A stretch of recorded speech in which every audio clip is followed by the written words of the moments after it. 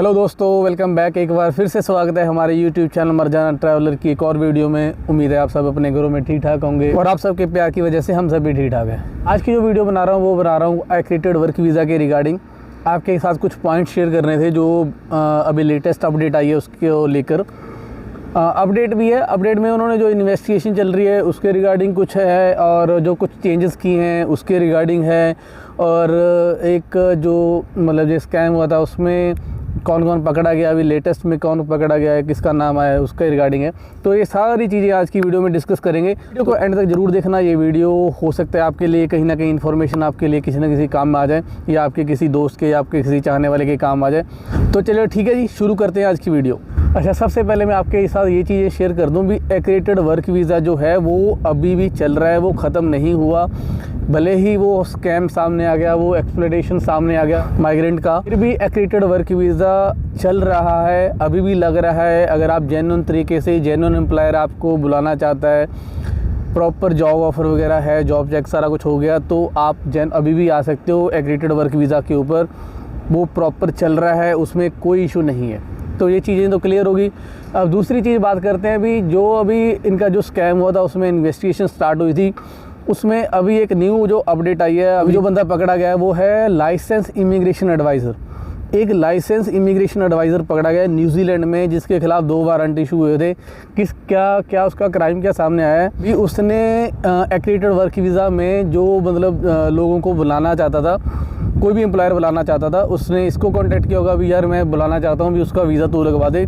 तो इसने उनका वीज़ा ऑब्टेन करने के लिए, हासिल करने के लिए गलत डॉक्यूमेंट्स इमिग्रेशन के सामने प्रेजेंट किए, मतलब जो अपलोड किए, जो भी किए, मतलब फ़ाइल में लगाए। तो वो अब लाइसेंस इमिग्रेशन एडवाइज़र है, मतलब ये सबसे ज़्यादा रिस्पॉन्सिबल होता है। इसलिए मैं हमेशा बोलता रहता हूँ इनको बहुत रिस्पॉन्सिबल रहना पड़ता है जब भी ये कोई भी केस अप्लाई करते हैं।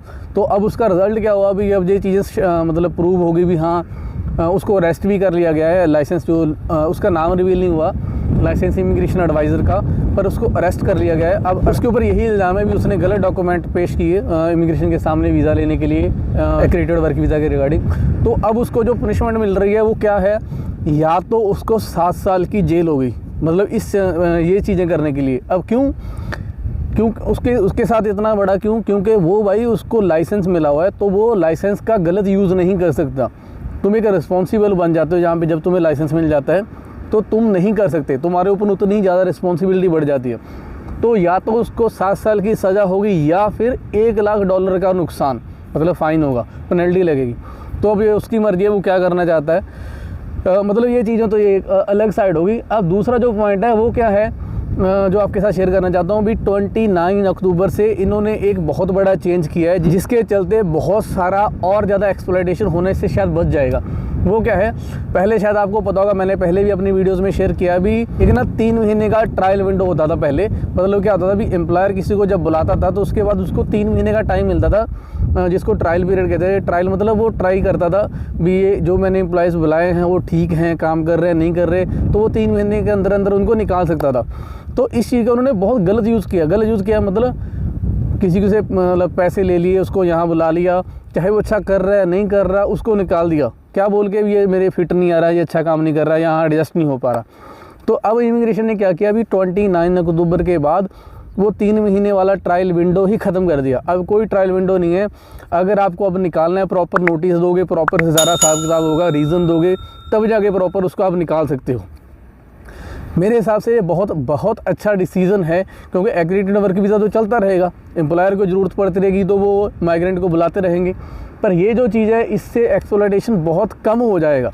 जो लोग ज़बरदस्ती का, मतलब जिनको पता था भी यार बुला लो कोई दिक्कत नहीं, 3 महीने के बाद निकाल देंगे, वो चीज़ें कम हो जाएंगी। एक तो ये चीज़ हो गया। हाँ, इसका एक इसमें ये चीज़ है भी, ये 29 अक्टूबर से पहले जिनका जॉब चेक वगैरह या जी चीज़ें अप्रूव हो चुकी हैं उनके ऊपर वो 3 महीने वाला ट्रायल वाली कंडीशन लगी रहेगी। पर 29 अक्टूबर के बाद जिनका फ़ाइल होगी या जिनकी जॉब चेक 29 के बाद होगी, तो वो चीज़ें उनके लिए वो 3 महीने का ट्रायल पीरियड नहीं रहेगा। तो एक तो ये चीज़ आपके साथ शेयर करनी थी। इसके बाद कुछ चीज़ें और शेयर करनी थी जो मेन पॉइंट है, मतलब जो इन्वेस्टिगेशन के रिगार्डिंग है भी, अभी तक क्या कंडीशन में आया है। अच्छा, एक और चीज़ भी है भी, जैसे मैंने बताया था ना भी, ये इस जैसे ये स्कैम सामने आया, ये एक्सप्लॉयटेशन सामने आई, तो इमिग्रेशन को भी लगा भी यार अब जिनका एक्रीडेशन, जिन एम्प्लॉयर का एक्रीडेशन हो रखा है उनका भी अब हमें चेक करना पड़ेगा भाई सही हुआ कि नहीं हुआ। अभी 10 दिन पहले तक, मतलब जितनी रिपोर्ट आई है 10 अक्टूबर तक, न्यूजीलैंड इमिग्रेशन ने लगभग 1150 एम्प्लॉयर्स का पोस्ट एक्रीडेशन चेक कर लिया है, मतलब उनका भी सही हुआ या नहीं हुआ। अभी भी लगभग 1350 के आसपास पेंडिंग है, मतलब अंडरवे हैं, जिन पे भी काम चल रहा है, जिनका भी पोस्ट एक्रीडेशन चेक होगा।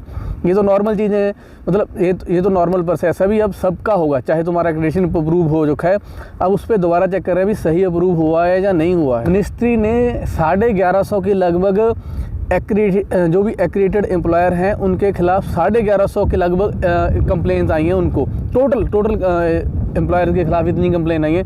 अब क्या होता है, जैसे ये अब हो सकता है एक एम्प्लॉयर के अंडर 10 लोग हों, है ना, तो 10 की कंप्लेन वो ये एम्प्लॉयर बता रहे हैं इतने एम्प्लॉयर्स के लिए कंप्लेन आई है, तो वो अगर 10 लोगों ने एक एम्प्लॉयर की कंप्लेन की है तो वो एक एम्प्लॉयर बन जाएगा ना ऑटोमेटिक। तो इतने एम्प्लॉयर्स के खिलाफ कंप्लेन आई है। अब इतने एम्प्लॉयर्स ने कितने लोगों को गलत तरीके से बुलाया वो अलग बात है, मतलब इतनी कंप्लेन उनको मिली है इमिग्रेशन को 1150 के आसपास। ये मैं क्लियर कर दूं भी ये सिर्फ कंप्लेंट्स मिली हैं, इनके ऊपर कोई भी एलिगेशन अभी अप्रूव नहीं हुआ या कुछ भी प्रूफ नहीं हुआ, ये सिर्फ कंप्लेन इतनी मिली है। ये वो नंबर है कि मैं सिर्फ आपके साथ कुछ नंबर शेयर कर रहा हूँ भी आपको एक पिक्चर क्लियर हो जाए कि अभी जो इन्वेस्टिगेशन चल रही है वो किस रास्ते पे चल रही है और कहाँ तक पहुँच गई है। और सिर्फ इतना नहीं है भी सिर्फ चेक हो रहा है या वो हो रहा है, लगभग 80 एम्प्लॉयर्स की एक्रीडेशन है वो रिवोक हो गई है, कैंसिल कर दी है इमिग्रेशन ने, उनको कुछ फॉल्ट मिला होगा। लगभग 80 एम्प्लॉयर्स की, प्लस 24 की अभी सस्पेंड कर दी है उस पर, मतलब सस्पेंड कर दी, मतलब कुछ ना कुछ उनको टाइम दिया होगा अभी अपने आप को, मतलब तुम इनोसेंट अप्रूव करो तो कुछ ना कुछ टाइम दे देगा, अभी अपने प्रूफ लेके आओ जो भी तुम्हें लग रहा है भी तुम ठीक हो।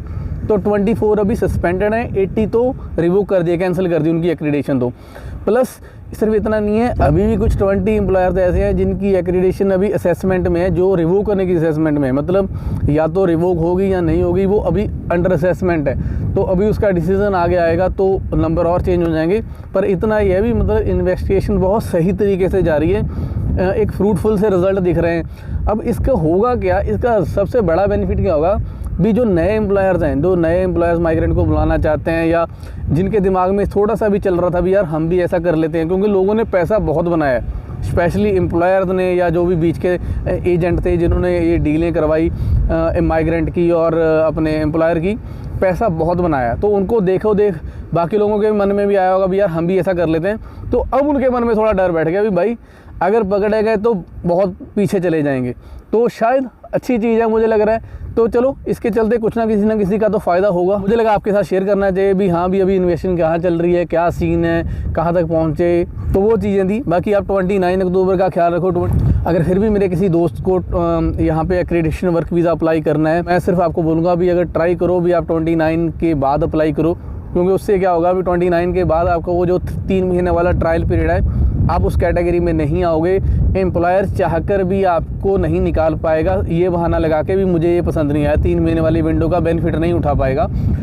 तो बस यही है। बाकी खुश रहो, प्यार बांटते रहो, हर तरीके जेन्युइन तरीके से करो, हेल्प करो सबकी जितना हो सके, अपने आसपास सफाइयाँ रखो, हमारे चैनल को सब्सक्राइब करो, वीडियो को लाइक करो, ऐसे ही अपना प्यार बनाए रखो।